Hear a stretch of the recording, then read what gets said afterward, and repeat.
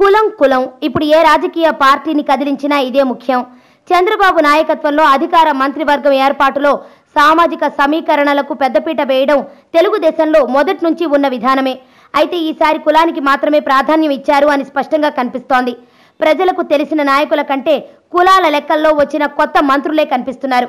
ఇప్పటికే బీజేపీతో కలవటం వలన తెలుగుదేశం పార్టీకి దాదాపు ముస్లిం ఓటు బ్యాంకు దూరం అవుతున్న తరుణంలో ముస్లింలను పూర్తిగా పక్కన పెట్టేయడం ఎంతవరకు పార్టీకి మేలు చేస్తుందో అపర మేధావి చంద్రబాబుకే తెలియాలి. ఇద్దరు మహిళలను తొలగించి ఒక్కరికి అవకాశం ఇవ్వడం ఆడపడుచుల పట్ల తెలుగుదేశం ఉదాసీనతకు ఒక సంకేతమవుతుంది.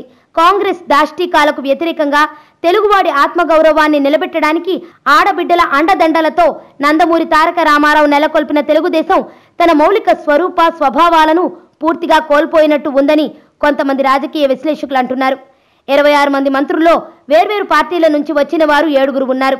తెలంగాణలో తమ పార్టీ మారిన వారిపై విరుచుకుపడి రాజీనామా చేయాలని చెప్పిన బాబుగారు ఇప్పుడు వివిధ పార్టీల నుండి వచ్చిన వాళ్ళకి ఏకంగా మంత్రి పదవులు ఇవ్వడం ఏంటి? ఇది రాజనీత? ఇప్పుడు టీఆర్ఎస్ పార్టీ వాళ్ళకి సమాధానం ఏం చెప్తారు? పొరిగింటి పుల్లకూర రుచి అన్నట్టు టీడీపీని ఎప్పటి నుండో నమ్ముకున్న నాయకులకు కష్ట సమయాల్లో నాయకులు పార్టీని వీడినా పార్టీని వదలని నాయకులకు బాబుగారు చేసిందేంటి? ఒక్కరోజు కూడా అసెంబ్లీలో ప్రజల తరపున మాట్లాడని ఒక నాయకుడికి అయితే ఏకంగా మంత్రి పదవి ఇచ్చారు. ఆయనకి ఇవ్వాల్సిందే అని ప్రజలు ఏమైనా రోడ్ల మీదకి వచ్చారా? అదే జిల్లాకి చెందిన నాయకులు ఎమ్మెల్యేగా 3 సార్లు కంటే ఎక్కువ గెలిచిన నాయకులు బాబుకి గుర్తు రాలేదా? లేక వాళ్ళకి మంత్రి పదవి ఇవ్వకపోయినా వాళ్ళు పార్టీ మారరు అనే నమ్మకమా? కాంగ్రెస్ నుంచి ప్రజారాజ్యంలోకి వెళ్లి తెలుగుదేశంలోకి మారి మంత్రి అయిన గంటా శ్రీనివాసరావు, కాంగ్రెస్ నుంచి తెలుగుదేశంలోకి మారిన పితాని సత్యనారాయణలు మంత్రులైపోయినప్పుడు తెలుగుదేశంతోనే రాజకీయాల్లోకి వచ్చి 5 సార్లు ఎమ్మెల్యేగా ఎన్నికైన పదవిరాని గోరంట్ల బుచ్చయ్య చౌదరిని సంయమనం పాటించాలని నచ్చజెప్పగల సీనియర్లు ఎవరున్నారు? ఈ అంతర్గత పోరు రోడ్డున పడకుండా చూసుకోవాల్సిన బాధ్యత, అవసరము పార్టీ అధ్యక్షుడు కూడా అయిన ముఖ్యమంత్రిదే. ఏకంగా 11 మంది రాజీనామాల వరకు వెళ్లారంటే పరిస్థితి తీవ్రతను అర్థం చేసుకోవచ్చు.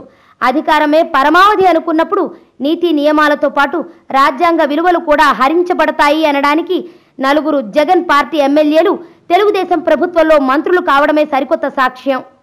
ఎప్పుడూ ఒక చిన్న పొరపాటు కూడా చేయడు మా నాయకుడు అనుకునే టీడీపీ నాయకులు, కార్యకర్తలు ఈసారి మంత్రివర్గంపై మాత్రం బాబు రాంగ్ స్టెప్స్ వేశారు అని వాపోతున్నారు. సముద్రంలో కొంతమంది ప్రజలు ఉన్నారు అనుకోకుండా తుఫాన్ వచ్చింది.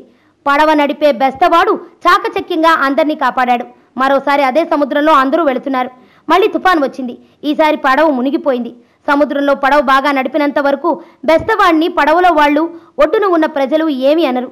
కానీ అదే నావ సముద్రంలో మునిగిపోతే అప్పుడు ఖచ్చితంగా పడవ నడిపిన వాడిదే తప్పు అంటారు. ఈ లాజిక్ మీకు అర్థమైంది అనుకుంటాను.